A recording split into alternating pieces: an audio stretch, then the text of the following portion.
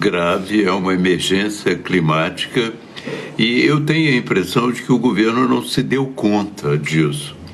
E apesar dele ter uma certa sensibilidade para a questão ambiental, ele não entrou de cabeça nesse problema ainda, não é?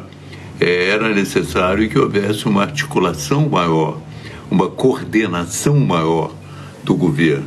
Era necessário que houvesse uma preocupação maior com orçamentária também, do ponto de vista das mudanças climáticas. Era necessário preparar mais gente também. Nada disso foi feito. Ontem o presidente decidiu criar uma autoridade climática. Muito bem, criou uma autoridade climática, mas a criação de uma autoridade climática e de um conselho científico também para orientar essa autoridade climática, também, tudo ok. Mas a verdade é o seguinte, que essas previsões sobre as chuvas no sul, a seca no norte, vieram desde quando a gente está vendo não só a mudança climática, mas o El Niño, os seus efeitos no Brasil. Nós fizemos uma sessão no Senado exatamente para discutir isso e preparar o Brasil. Quando aconteceu evidentemente numa proporção que nós, apesar de tudo, não esperávamos.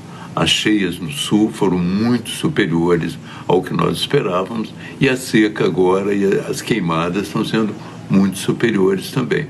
Mas não faltou previsão, inclusive previsão meteorológica, trabalho de satélite, tudo para que o governo pudesse ter uma posição.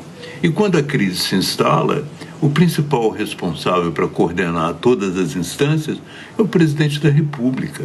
Ele tem que ter sensibilidade para esse problema, energia para cuidar dessa situação.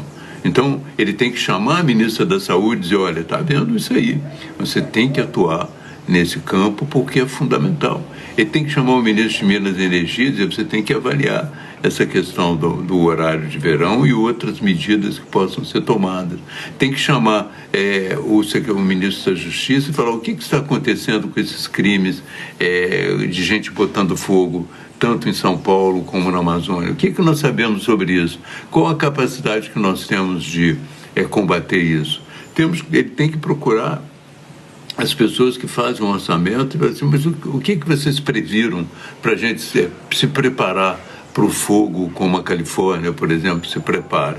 Não tem nada. O que nós temos em termos de contratação de desempregados para trabalhar em brigada e preparação, evidentemente, para trabalhar em brigadas como a África do Sul faz anualmente? Por que essas medidas todas não são combinadas?